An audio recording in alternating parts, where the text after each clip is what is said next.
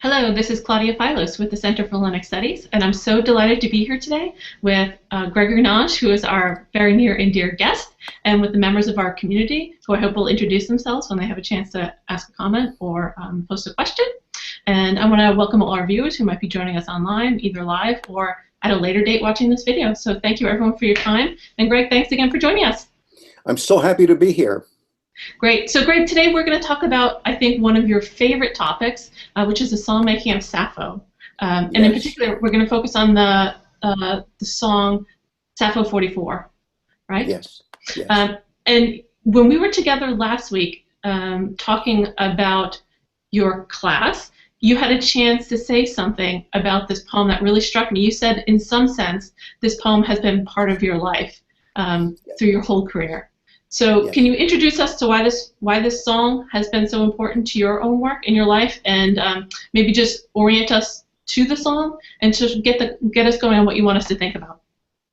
Sure. And what I'll do is I'll limit myself to about 10 minutes That'd be or perfect. even less, maybe 9 or 8.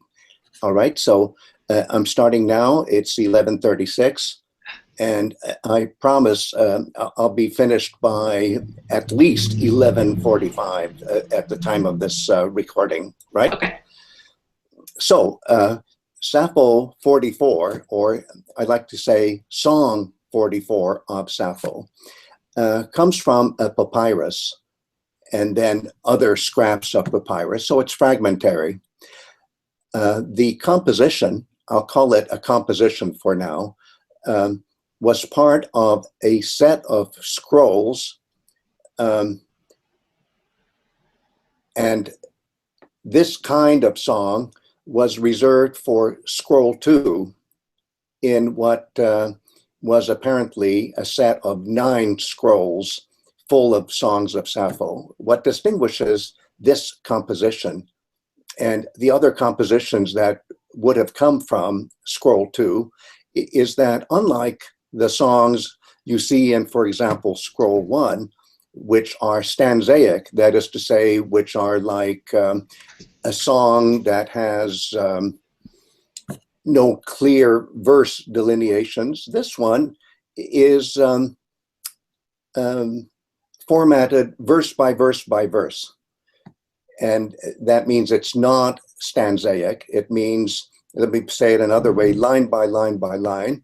And unlike the other songs, which could have been sung and danced, this one was only sung and it was not danced. And we know that it was accompanied by a 7-string instrument, the lyre, let's call it. And it's easy to call it lyric, even more so because it's a medium where we know it's being accompanied by a lyre, lyric.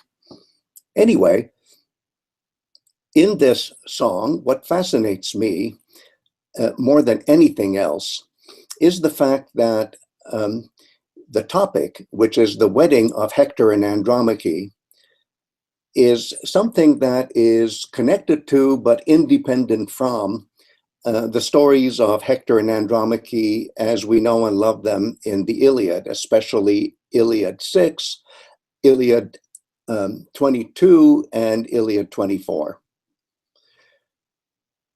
Now, among other things, when I was working on the texts of Sappho and came upon this particular composition, let's still call it a song, what fascinated me was that there's an expression here, kleos aphthiton, which means glory unwilting. And this expression corresponds both phraseologically and metrically to kleos aphthiton as we find it in Iliad 9, verse 4:13. So you have a real match between lyric, let's call it that way, which is Sappho Song 44, and epic, as exemplified by the line I just cited, the verse I just cited in Iliad Rhapsody 9. And the fact that these correspondences can happen and do happen, proved to me 42 years ago already, actually more like 44 or 45 years ago, that the medium of Song 44 of Sappho and the medium of the Iliad attributed to Homer are related media. That is to say, they are media that have a common origin. And that's pretty exciting, I think. It's even more exciting because the performer of this particular song, if we try to shoot it back to the most likely recoverable time and place, is a woman. And by the way, the time and place are around 600 BCE and the island of Lesbos. And I can be more specific than just saying Lesbos, Lesbos. I can say a middle ground in that island, which used to be called Messon, Messon, meaning the middle ground. So we even know, thanks to archaeologists and people who study inscriptions and people who study the song itself, we even know where this song was first performed, or should I say the earliest historical attestation for the performance of this song. And that's pretty exciting too. The actual topic of the wedding of Hector and Andromache is treated in such a way that it's not only lyric versus epic, and I mean the epic that we see in the Homeric Iliad, but it's also a kind of lyric that focuses on different things. And I discovered 45 years ago that that difference has to do with the fact that this medium was primarily by and for women, although it eventually came to be for the entire community. Now, there are all sorts of comparisons we can make, both by reference to media that are related to Song 44 of Sappho, and also media that are completely unrelated historically. And I'm going to go very quickly in the remaining minutes I have to that.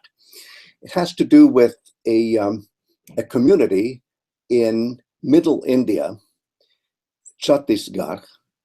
And at one point, there was an expert in those media who was doing collecting of live performances.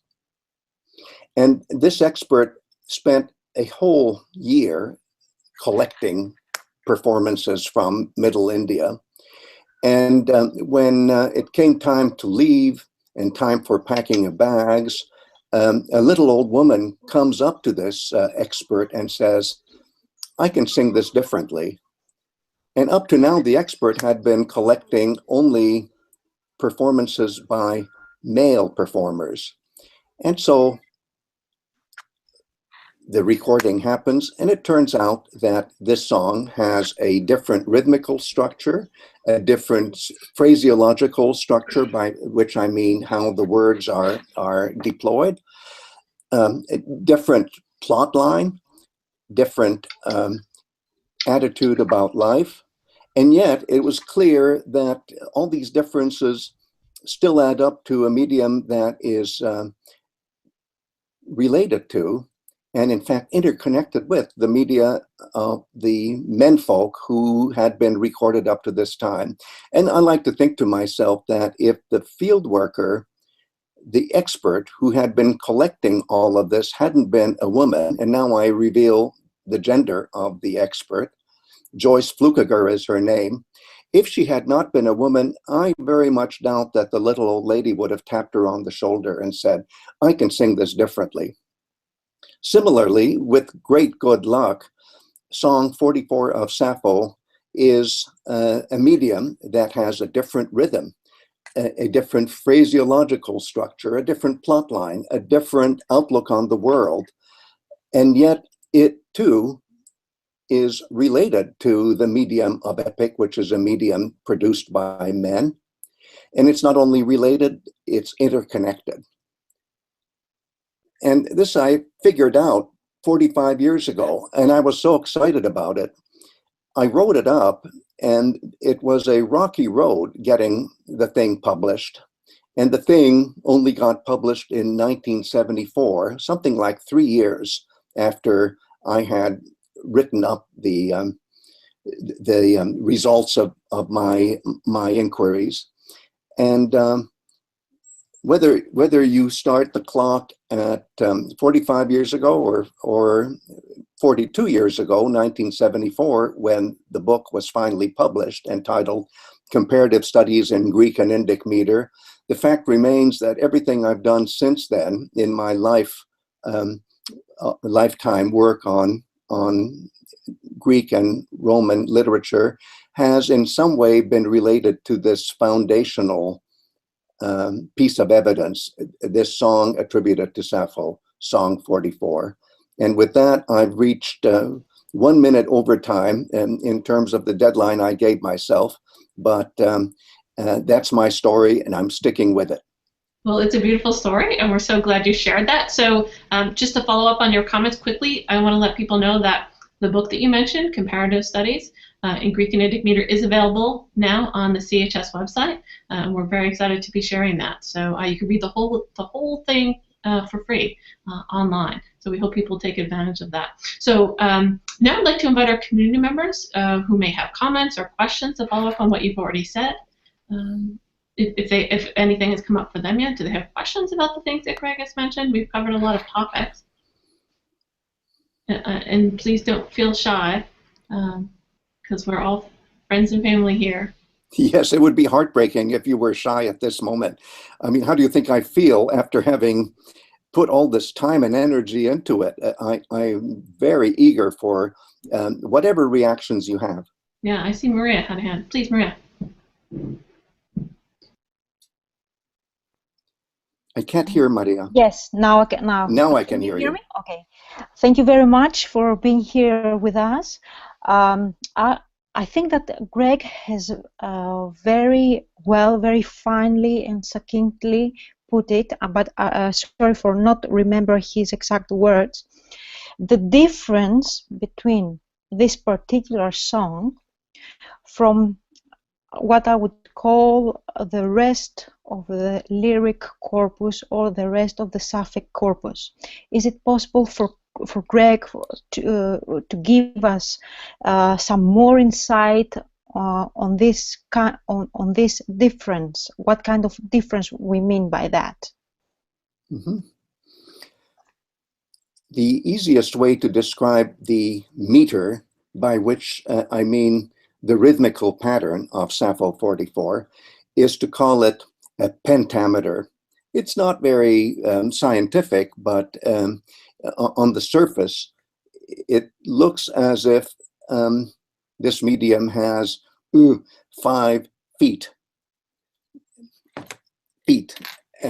Just as the medium of epic, the dactylic hexameter attributed to Homer, hexameter has 6 feet.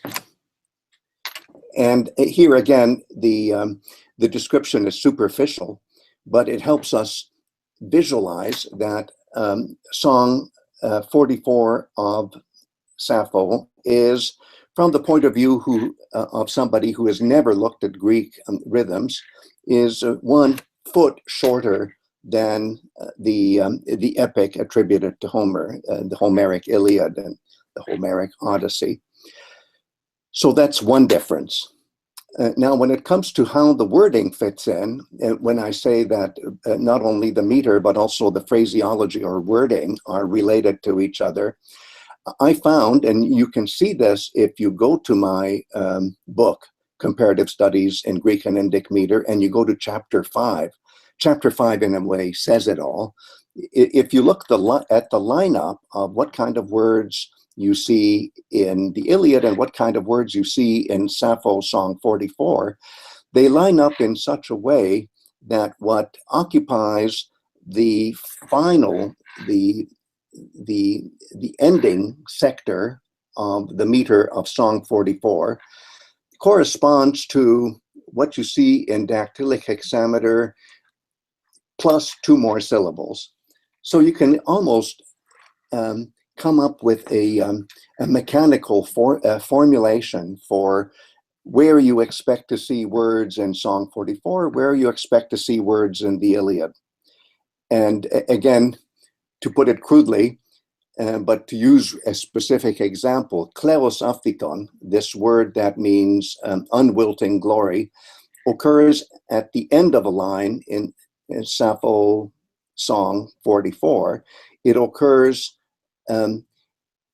at toward the end of the line in the Iliad, plus two more syllables.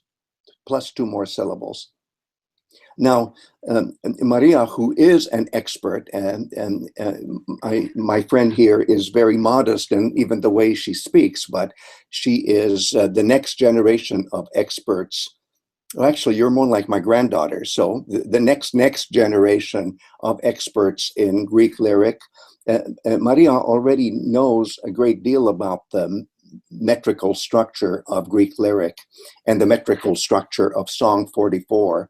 And so she knows just as well as I do that the way I described the meter of Sappho, dactylic pentameter, is very superficial, but it's still visually good. One other thing, the medium of Sappho is isosyllabic, by which I mean that you don't have the freedom of substituting one long for two shorts as you do in the medium of Homeric poetry, in the medium of epic, which means that every verse of Sappho's Song 44 is 14 syllables long, every one of them. And the big variety happens in the first two syllables, where you can have any combination of longs and shorts. But that's still pretty regular compared to the many fluidities of dactylic hexameter. And so the miracle is that even though Sappho Song 44 is dated by most experts at 600 BCE, and even though the Homeric Iliad and Odyssey, when it comes to their crystallization, is dated by most experts at around the late 8th and early 7th century BCE, so much earlier. Nevertheless, the medium of Sappho is much older, much more primitive than the medium of Homer, as exemplified by the Homeric Iliad and Odyssey. Dear Maria, I hope, my friend, that I have addressed your beautiful question, which bridges the way experts like you would treat this song, and the way people who have heard of this song for the first time, and I'm sure there are people out there who are like that, the way they would react to this song. Yes, absolutely. Thank you very much. Thank you very much. I have another question, but I will keep it for at the end, for the end of our conversation. Okay. So I'll come back. Okay. Thank you very much. Thank you, and I look forward to it. I hold you to it. I'll be very eager to hear your second comment. Thank you, Maria and Greg. That was beautiful, and I think that gave us a really beautiful insight, even for new readers, into the idea of the rhythms of these songs, right? Both the songs of Sappho and the epic traditions of the Iliad and the Odyssey. So I know Jen is keeping an eye on our live chat, and she's just updated me to let me know that there's a question by Jacob Baines. I hope I'm pronouncing that correctly. Janet, you want to present that? Oh, she's muted, but she's I coming can't in hear now. Janet. So Yeah, sorry, I was on the other side. there she is. There she is. Hi. Hi. Hi. Okay, Jacob is asking teskoloi. I cannot. We'll call him Jacob. I like that. A nice name. Why Ares for the bridegroom in this song? He says, I don't quite see why Sappho likened the bridegroom to Ares during teskoloi. That's his question. Got it. Sure. Got it.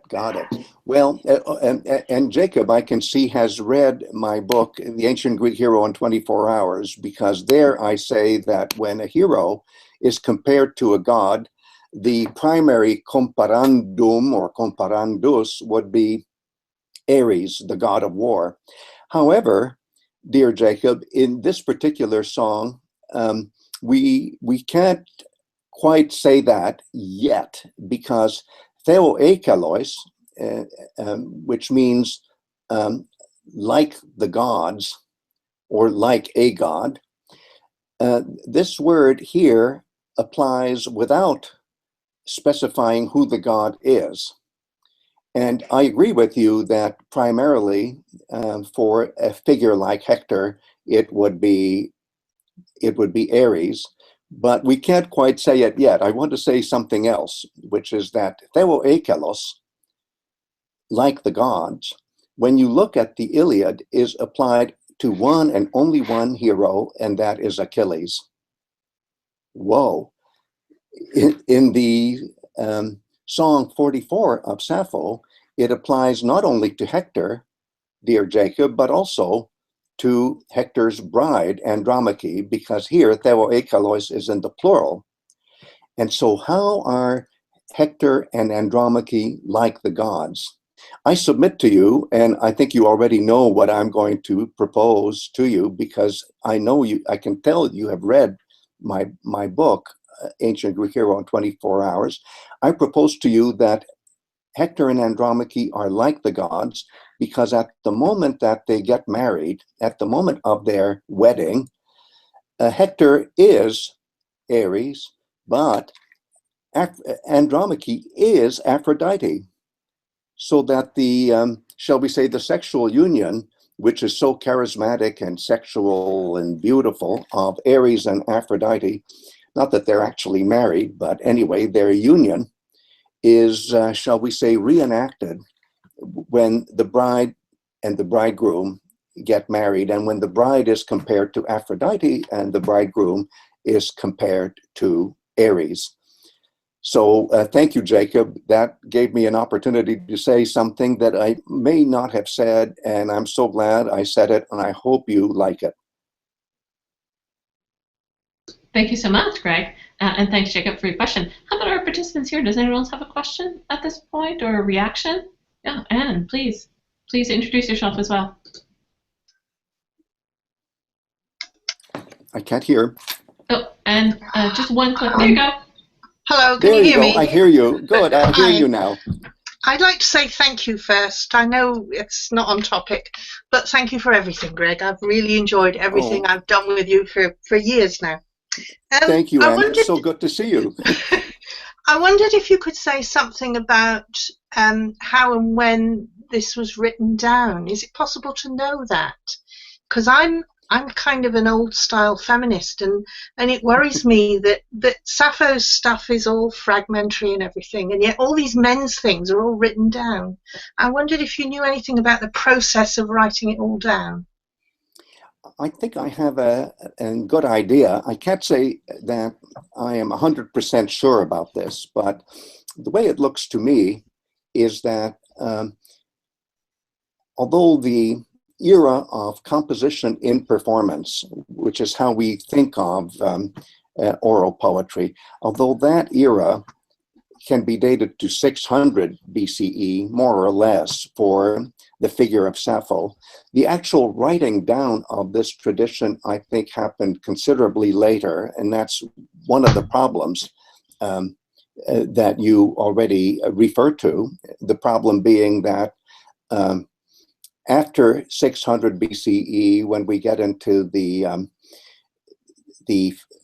6th century and then the 5th century, and this is not a cheering subject, the performers of Sappho's songs were primarily men, and the time when the performances were done by an ensemble of women, with the figure of Sappho as the prima donna, prima ballerina, that era of the tradition was long gone by the time the songs were written down.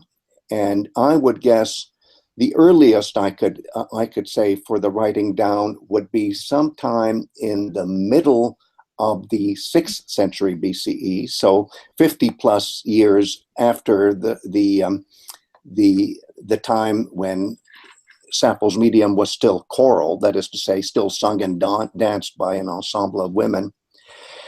And then as we go forward in time, the special spellings that we see in the textual tradition of Sappho as that tradition has come down to us, those spellings, which are, I think, very true to the dialect of Lesbos and the facing mainland of Asia Minor, the writing down became more and more and more sophisticated, and more the property of philologists, people who were experts in the local tradition, and people who delighted in showing the distinctions and the differences between the pronunciation of the dialect of Lesbos and the pronunciation of the dialect of Athens, which soon became the dialect that everybody spoke. And I can even be more specific. I think that it was the era of Aristotle and his approach to traditions, where there was a great deal of value placed in local color. It was therefore in the 4th century that I think the written tradition of Sappho, as we know that tradition, took hold. So that's a lot of time that has elapsed, and I'm sorry that it's not a very cheerful topic, because it is definitely a exhibit A for a situation where a medium that was originally for and by women and only secondarily for the whole community, that such a medium would eventually be taken over entirely by shall we say, male elites, especially in Athens. Or professionals, yes. Yeah. And well, the one place where you could still have, I think, amateur performances would be at all male symposia in Athens, already in the 6th century and extending well into the 5th and 4th.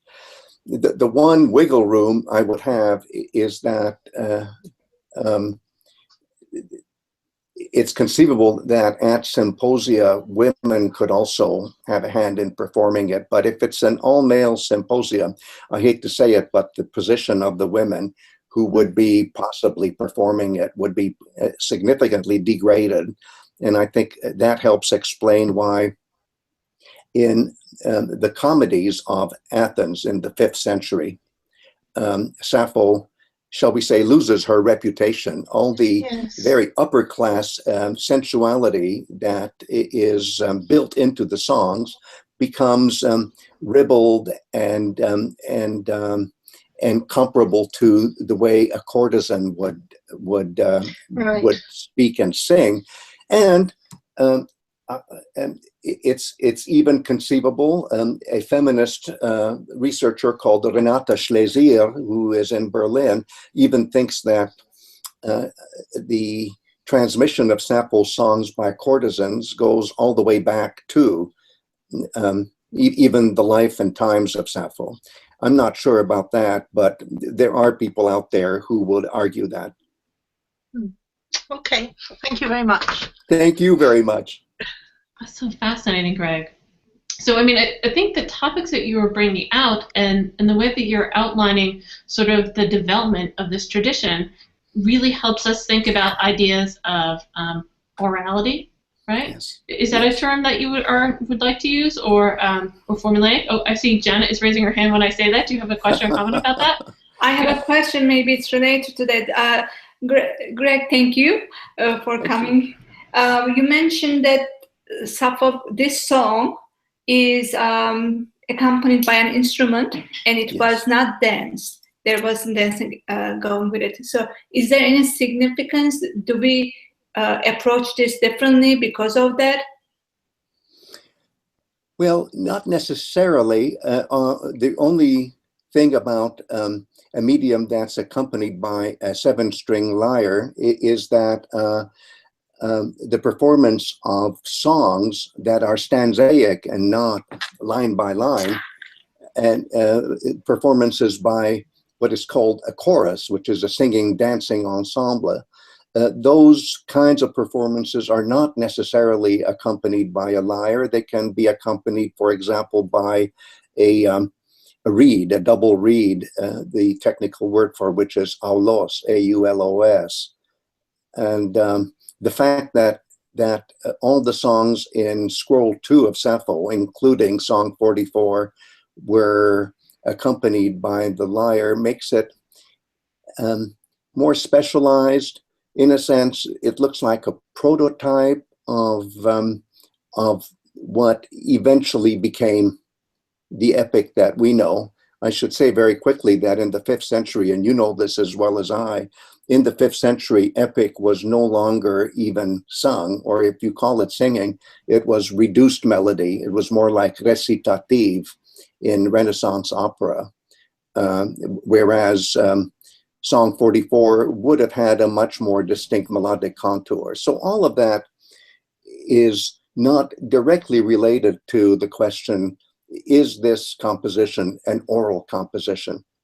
When I presented a version of the paper that you read in a posting for last week in Classical Inquiries, when I presented essentially the contents of that posting to a group of people who were assembled at the University of Lausanne in Switzerland to study the relationship between oral poetry and written poetry, let's say. I thought I would be provocative to this group because they and I are not always on the same page, or at least some of them aren't. I said, well, when it comes to oral, I can say to you what I think oral is without ever even having to use the word. And I joke that just as some people give up chocolate for Lent, there was one year in my life that I gave up ever using the word oral in any discussion, and I could still express myself fully convinced that we're dealing with what Albert Lord would have called an oral medium, but I don't have to use the word even. How's that for a provocation? Very wonderful. So I just want to let people know that if they are looking for that post, because if you're watching this video in a few weeks' time, it might not be the most recent post. It's at Classical Inquiries, and I believe it's called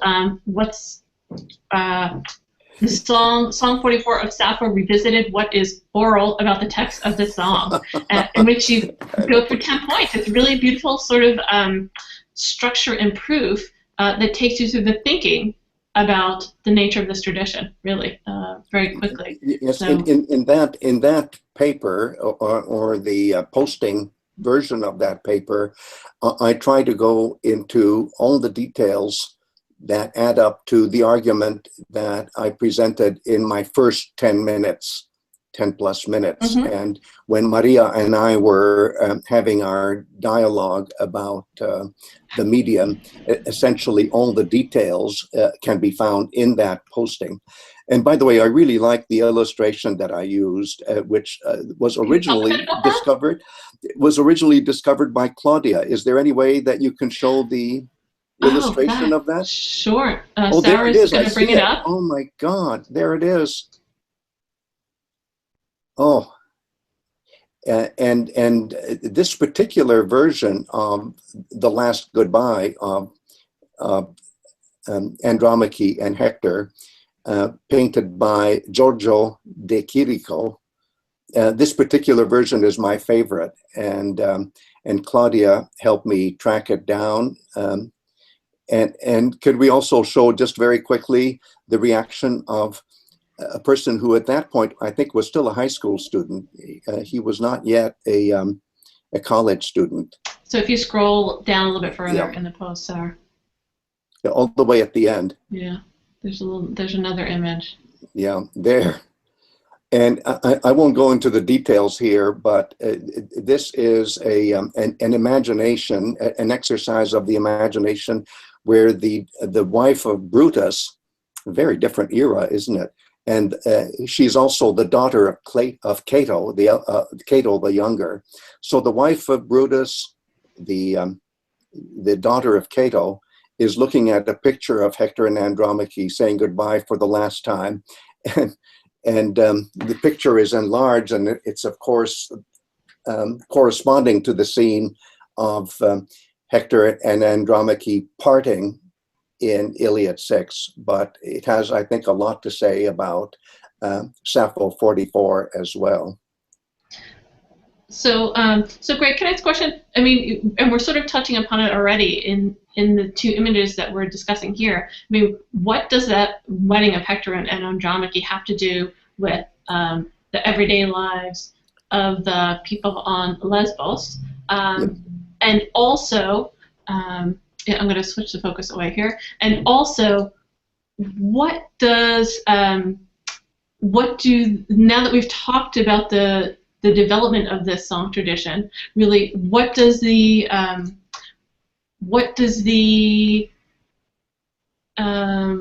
sorry, I lost my thought as I was clicking the view. So what basically, what does the expression, what does that mean for the expression of feelings and sentiments within this tradition, right? Do you see where I'm going with this? Oh yes, I totally saw where you were going. Yeah, sorry, it took me a long time to get there, but I'm there. You're right there. You're right on target here, dear Claudia.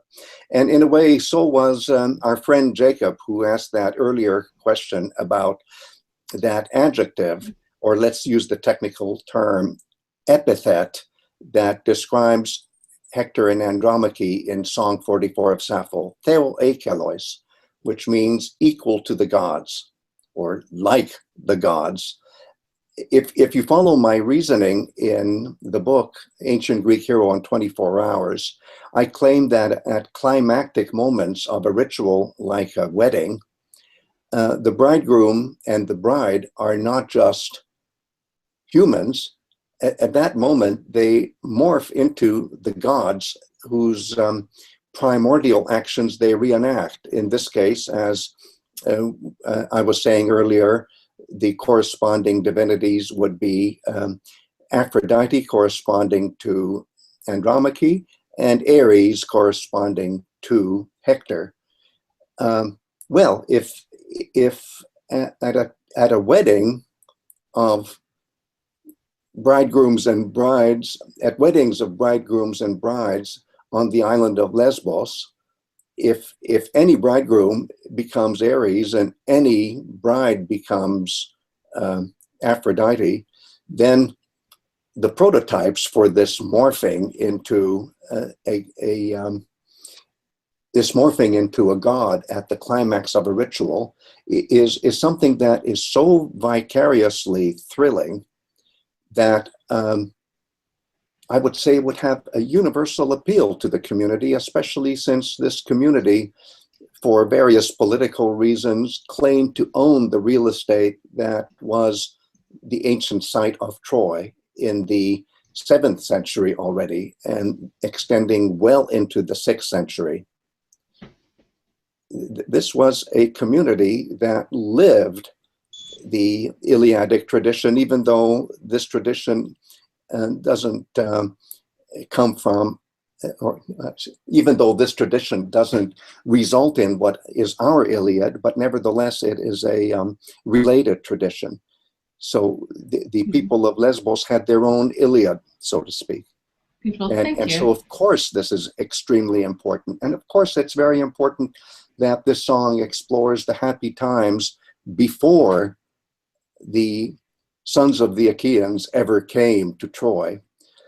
See, the thing is that Andromache's city was eventually destroyed by Achilles himself, who killed Andromache's father, who caused Andromache's mother to die of heartbreak, who killed the beautiful brothers of Andromache. How come Andromache wasn't already a prisoner of war at the beginning of the Iliad? It's because Hector had already married her and taken her away to Troy, which was going to be safe for another few months, and then we know eventually Andromache himself will be taken prisoner, but this time not by Achilles, but by the son of Achilles. So it's all a very sad thing, but I'm saying the moment that is captured in the lens of Song 44 is a moment when everybody's still happy. The Trojan War hasn't started yet. This beautiful woman and a beautiful man are getting married in a safe place. And yet they are described, theoekalois, equal to the gods. Okay, that's very nice for the wedding itself. But when you see the Iliad and you realize that in the Iliad that word applies only to Achilles, there is an irony that is palpable. Mm-hmm. Beautiful. Beautiful. Thank you, Greg, for that very clear and helpful clarification. I know Janet has a question from another one of our participants from the live chat. Greg, this question is from Yang.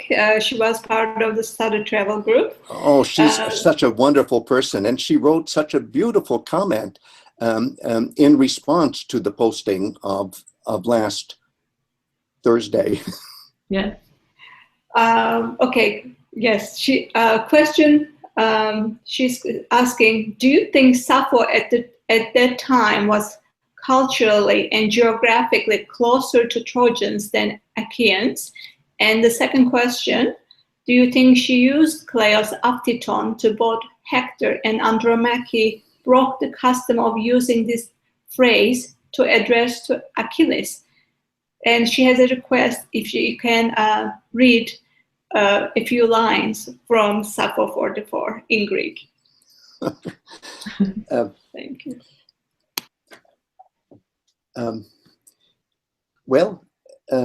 I would say, in response to that beautiful question, that the people of Lesbos, that is to say, Sappho's people, or to put it another way, the people who belong to the 5 confederated cities on that island that would celebrate their festival of heroic connections in one place, those people essentially own the Iliadic tradition lock, stock, and barrel. So they own not only Hector and Andromache, who are visibly speakers of an Aeolic dialect, but get this, and I hope you like this, dear Jan, they own Achilles as well, because Achilles is also Aeolic. Achilles, the Aeolian from Thessaly in Europe, matches Hector and Andromache, the Aeolians from the coastline of Asia Minor. If you like, it's a matter of European Aeolians, as represented by Achilles, and Asiatic Aeolians as represented by Hector and Andromache. And so Achilles is just as much part of Sappho's hierarchy of affections, ascending scale of affections. And I have argued that for Sappho, the sexiest person in the entire heroic world is actually Achilles, not even Hector and Andromache. So they're all part of the picture, and the sorrow just goes around and touches everybody in different ways. And I know that many people are not too sympathetic to Achilles, but that's because we're not part of the song culture and it takes us a while to plug in. But if you like Hector and Andromache, you should also like Achilles from the standpoint of the Aeolian song culture. Maybe not from our modern standpoint, but that's another story. Thank you. So does anyone else have a comment or question so far on what we've done here? No? Okay. Craig, so I'm wondering, Young is asking us to do some reading. I don't know if we happen to have the Greek text available at the moment. Let me do the final line, because I know it's the final line. It says, Humnein, or no, let's pronounce it without an H, Humnein, ektorakan dromachan theoekalois.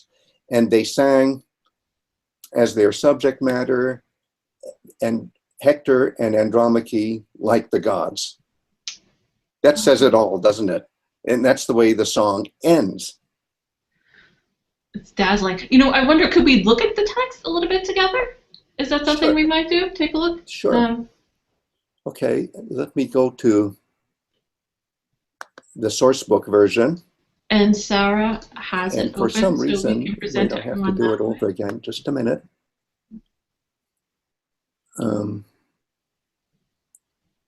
Greg, yeah, you can probably even look on the screen here if you'd like. Oh, okay. If you can flash it to me.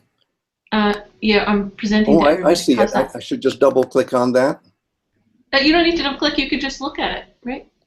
Can you see the main screen? Just come back to the Hangout. Okay, I come. Oh, there it is. Duh. How's that? Yeah, we're gonna make it easy for you. Okay, well, let me do a little tour of the hot points. Line 4 is where imperishable glory, kleos aphthiton, occurs at the very end of the verse. And I can't really perform it for you because there are too many fragments. The triple dots here indicate where there's a hole in the papyrus, the surface on which it was written. So in line 4, kleos aphthiton is what we pay a special attention to. Then I would say I would like to skip to the next line, to the next page. Can we do that? Because all I can see is down through line 15. Sure. There, thank you so much. Okay. And here, what I'd like to emphasize is that in 24, the pipe that is referred to is the aulos, A-U-L-O-S. That's the double pipe, which is like an oboe in terms of modern musical instruments.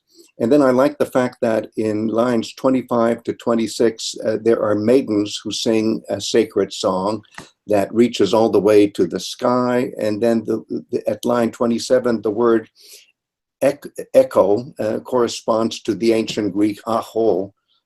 And we of course get the English word echo from the ancient Greek. And that has to do with a sound that reverberates. So just as light refracts, sound reverberates. And it's not just an echo, it just means a sound that will just keep on going, especially a sound like this. And then I like the fact that not just young girls, but older women, line 31, perform in the singing and dancing. And a special way of performing is to ululate. That's what elelu is. It's the equivalent of the practice of ululation that survives in many Mediterranean cultures even today. And when there is elelu, it means that there's some climactic moment of emotion. And of course, it's a very sacred moment. And then you see what the men sing, which is a high-pitched song that is described later as a paean, which in line 33, functions as an epithet of the god Apollo, but it emphasizes the function of this god as a healer of society.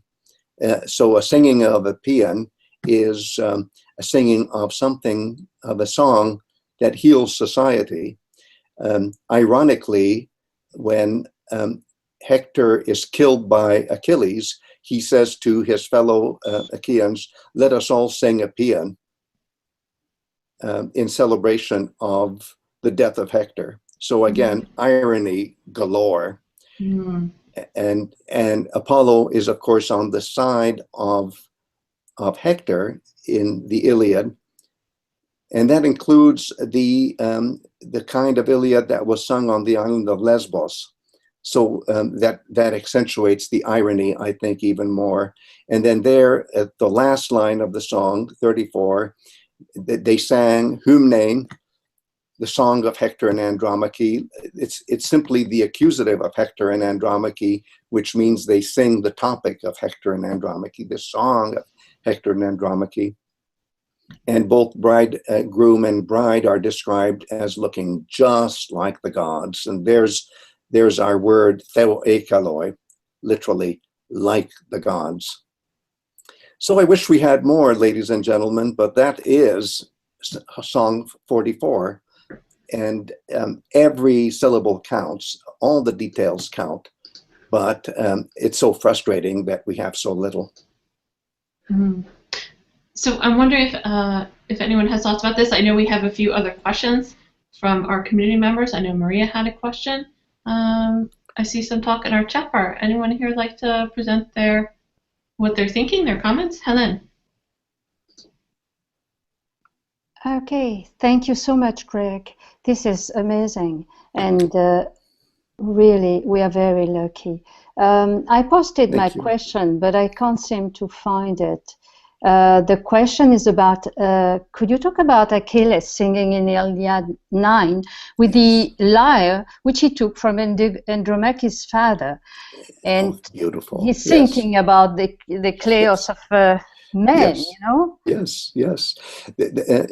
Elaine, that's such a beautiful question. And it's something that we cannot answer, any of us, with absolute certainty, but you, as a very acute reader of my book, know that I am of the view that when the three emissaries plus the two heralds enter the shelter of Achilles in Rhapsody 9 of the Iliad, what do they see Achilles doing at that moment? He is, just as you say, singing the glories of men, Klea andron.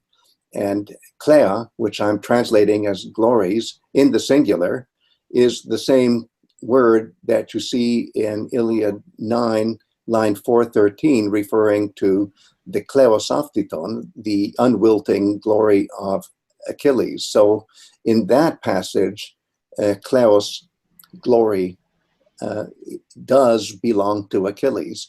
Can we also say that when the emissaries see Achilles singing the glories of men, that it's again his glory? Well, yes and no.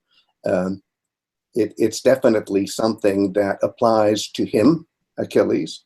It applies to Patroclus, who is described in that same passage as waiting for his turn to sing, as if we were dealing with some kind of relay performance where when one performer comes to a stop, the next performer takes up where the previous performer left off. So it's not really a stop. It's certainly not an end. It's a continuation. And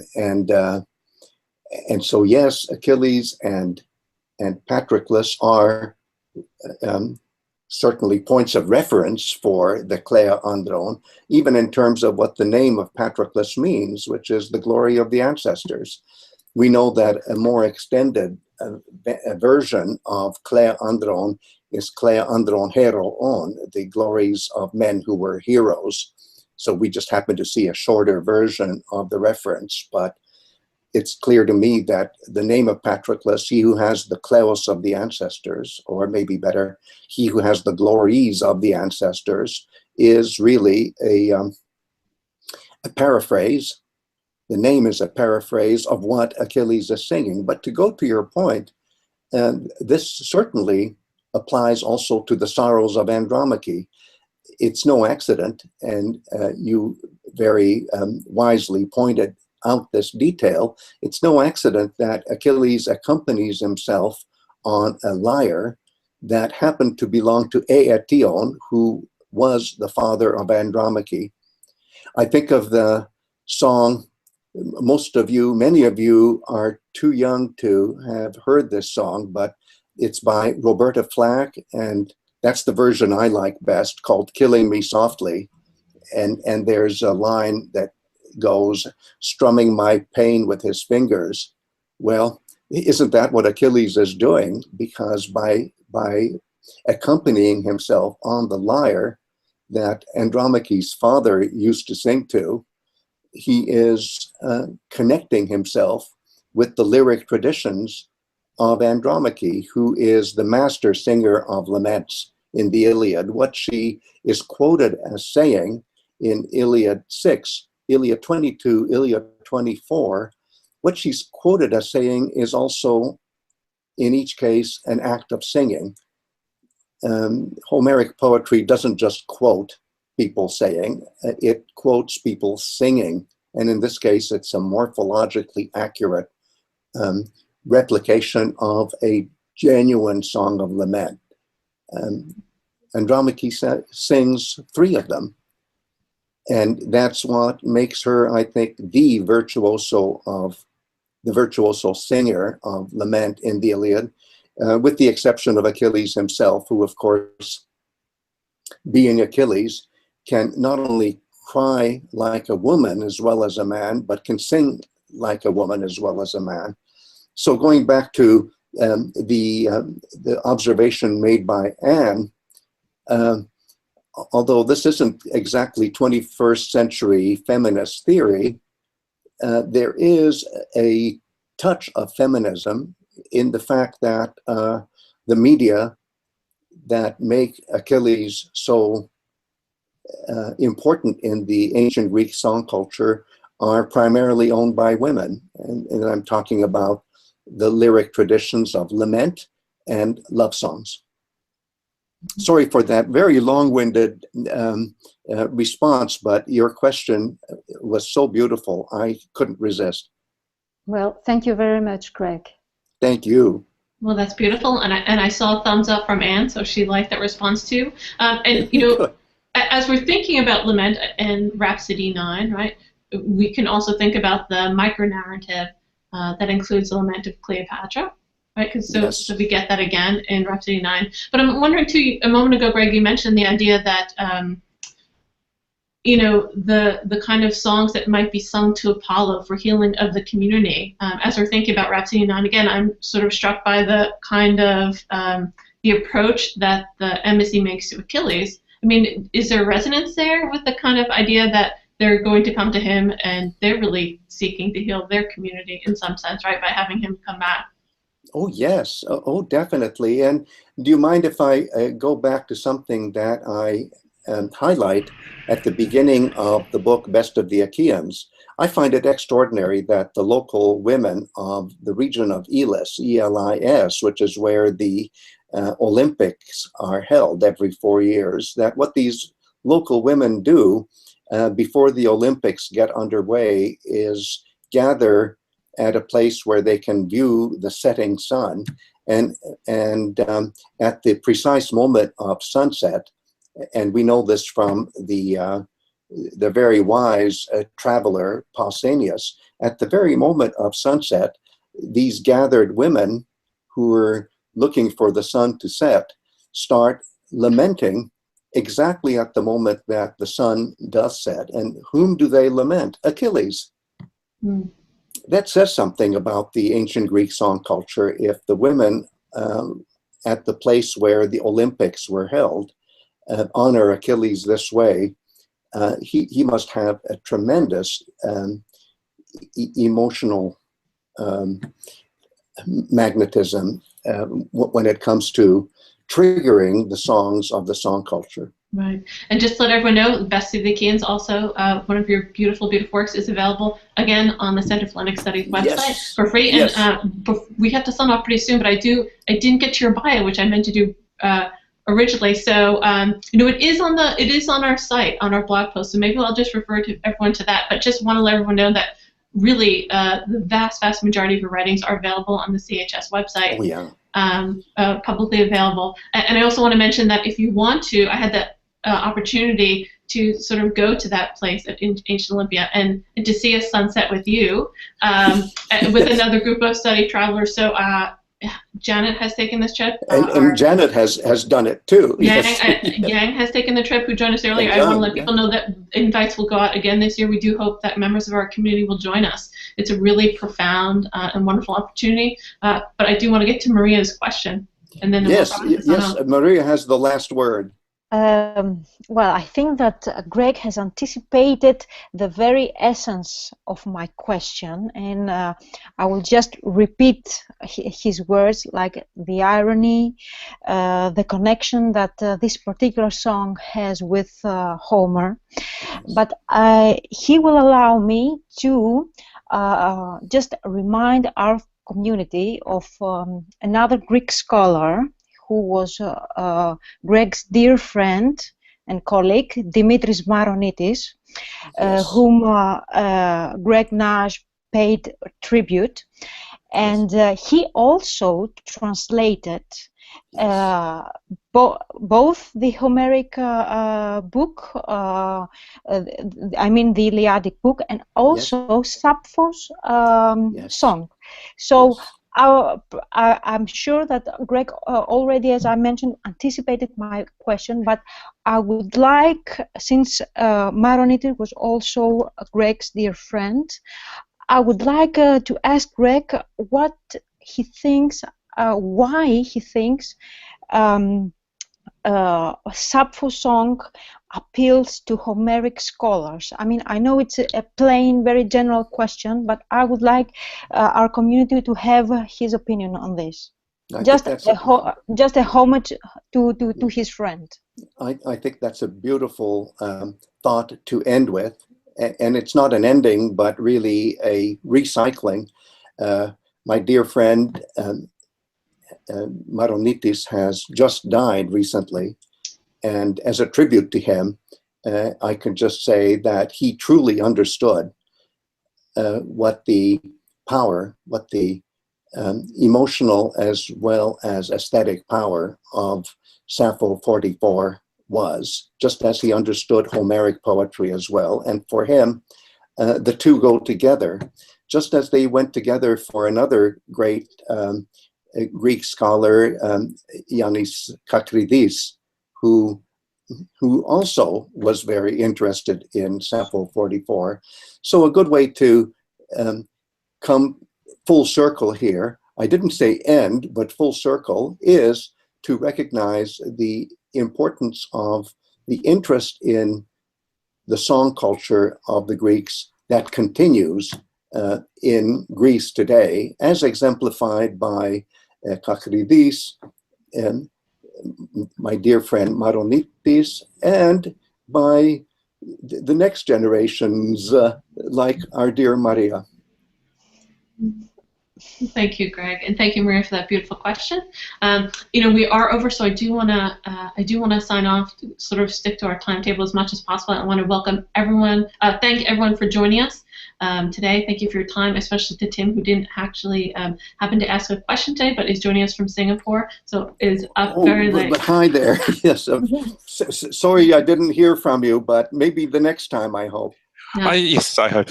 Thanks. Oh, good. Oh, good. There you go. Good. Great. Excellent. And so thank you spoke up. Then yes, you have the last all word. of viewers online. So I'm going to close out this hangout and invite you all to join us for our next live event, which will be in about, I think, 2 weeks, right? So we're going to have John Franklin is going to come talk to us. Okay. Oh, Sarah's raising her fingers. 2 weeks. Is that right, Sarah? Oh, you're muted. Oh, 10 days. Great. Okay, so thank you, everyone. And if you can, just after I stop the hangout, just stick around for a minute, okay? Thanks.